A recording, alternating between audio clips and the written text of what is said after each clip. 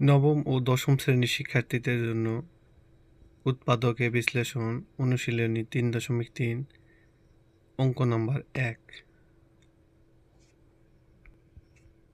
এখানে আমরা দেখতে পাচ্ছি যে ব্র্যাকেটের মধ্যে x মাইনাস ওয়াই দুইটার মধ্যে আমি যে কোনো একটা কমন নেব, তাহলে x মাইনাস ওয়াই, তাহলে এখানে থাকে হলো এ বি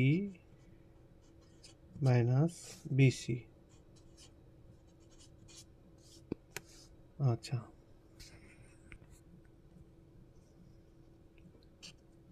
তাহলে x মাইনাস ওয়াই আমি ঠিক রাখবো, আর এই এ বি মাইনাস বিসির থেকে আমার বি কমন আছে, তাহলে আমি বি কমন নিলে থাকে এ মাইনাস সি।